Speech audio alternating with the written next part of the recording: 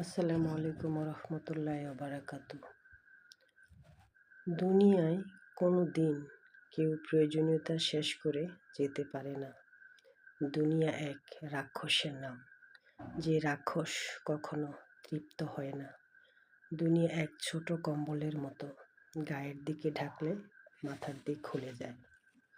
নামাজ হলো আমল, রোজা হলো আমল, জাকাত হলো আমল, হজ হলো আমল, কুরআন পাঠ করা হলো আমল, আল্লাহর জিকির করা হলো আমল, দুরূদ শরীফ পাঠ করা হলো আমল। আসুন আমরা সবাই জীবনটাকে আমলের মাধ্যমে অভ্যস্ত করি। জান্নাত পেতে হলে মাকে খুশি করতে হবে। আল্লাহকে আড়াল করার সুযোগ নাই। হায়াতের কদর করুন, জীবনের কদর করুন। একটা অসুস্থ প্রজন্ম তৈরি হচ্ছে, এরা পাপকে পাপ মনে করে না।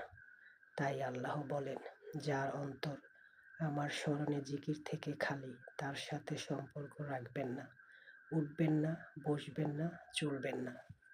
আল্লাহর নাম আখেরাতের কথা যার জবানে নাই, দিলে নাই, উচ্চারণে নাই, আল্লাহ বলেন তার সাথে উঠবেন না, বসবেন না, চলবেন না, এমনকি সম্পর্ক রাখবেন না।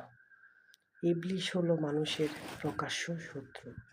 জীবনটা যারা ইচ্ছে মতো চালায়, তাদের কোরআন কোথায়, সুন্নাহ কোথায়, আল্লাহ কোথায়, ইসলাম কোথায়, আল্লাহর হুকুম কোথায়, রসুলের সুন্নাহ কোথায়, কিছুর কোনো খবর নাই। আল্লাহ বলেন এমন লোকের সাথে উঠবেন না, বসবেন না, চলবেন না, সম্পর্কেও রাখবেন না। বন্ধুরা, প্লিজ একটু মনোযোগ সহকারে ভিডিওটা দেখবেন এবং বেশি বেশি